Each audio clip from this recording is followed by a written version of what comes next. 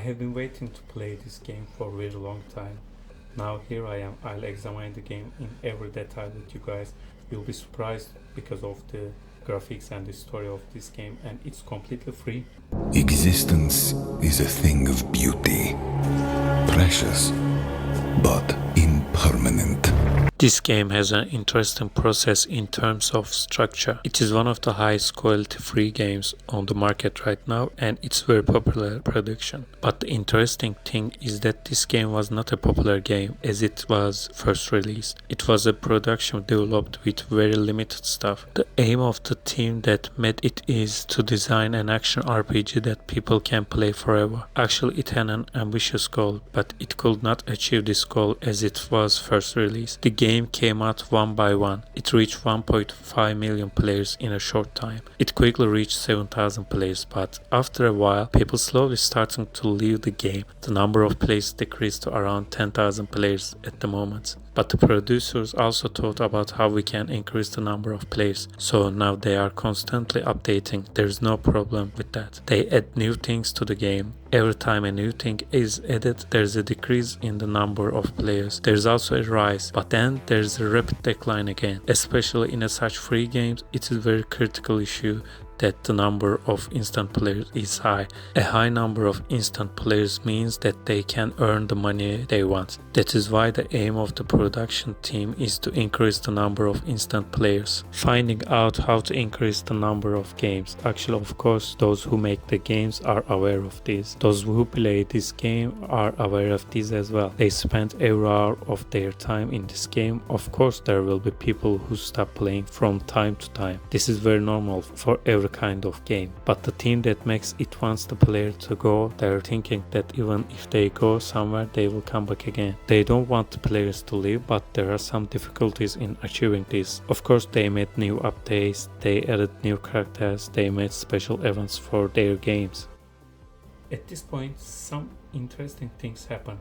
One day, producers of the game meet with the streamer who is playing the Path of Exile at their own event.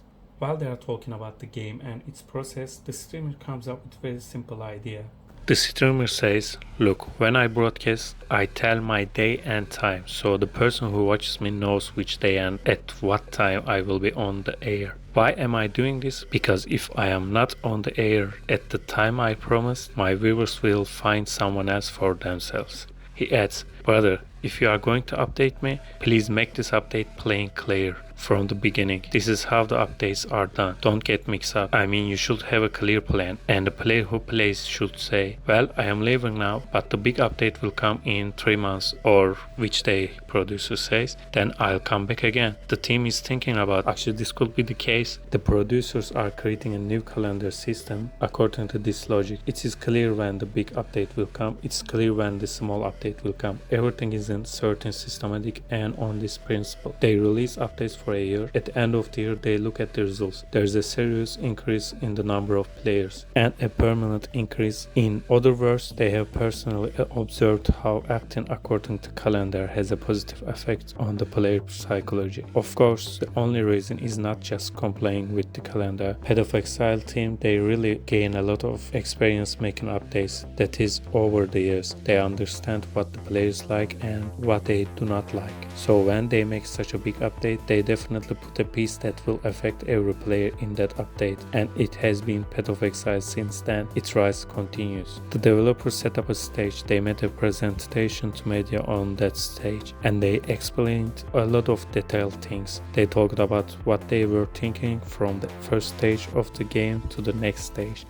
Producers answered why they want to release game with certain limited people. If they want to make the game free, they know there might be a lot of people, maybe millions of people will come to try to early access the game. So they say, let's try with certain people group and see what's going on, and we can prepare ourselves with game actual releases. I got what I wanted first scene. I played with crossbow in my hand. When you play with this, crossbow has really different shooting modes. It really gives you the feeling that you are either using shotgun or machine gun. Then I divide into the famous skill tree of the Path of Exile 2. Man, the skill tree of this game biggest I ever seen. I played couple hours and I didn't see have a chance to go to the bottom. I only scratched the surface, to be honest. I little bit confused that there is so many boss fights already beginning of the game, because too many bosses means that repeat each other. But the producer mentioned that these are things that are planned to be epic battles, but they should not repeat themselves so that they have value. I saw so many bosses throughout the game, all of them had different attack schemes, different tastes and different tendencies. So now for 2 hours almost I played.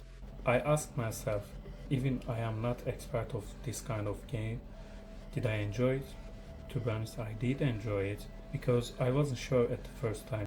The videos, the trailers wasn't giving me too much excitement, but now after a couple hours I can say this is really good, solid one. I was not too sure about the progression scheme of the game. It may be based on grinding. You may need to increase your character's level by doing similar things. Do the same thing, raise the character's level by 3, 4, 5 or something. Then go to the new region, do a few similar things there, then increase the character's level again and again. But as far as I can see from this, there's someone who gives you a task. While you are trying to fulfill that task, you see things left and right. Suddenly a boss appears and try to kill that boss or try to escape from that boss. You enter the courtroom, you cut something in that place, you complete the task, but then you come back, you say, I've done the task, sir, and someone else comes along and says, oh, I need something else.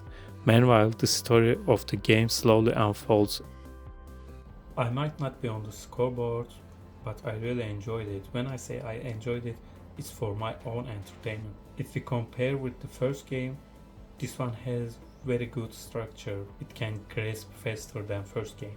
At least it has more suitable structures, players like me or maybe players like you. I tried another character from early access. I chose the magician. He uses stick with 2 hands. It was nice. You can throw thunders to your enemy. By the way, the game does not work on the basis of statics. The game is important when you dodge, it's important when you attack. Also, I generally like to play warrior class in this type of game. You defend, you deflect, you run away, etc. You'll find a lot of that kind of feeling in Path of Exile 2 game.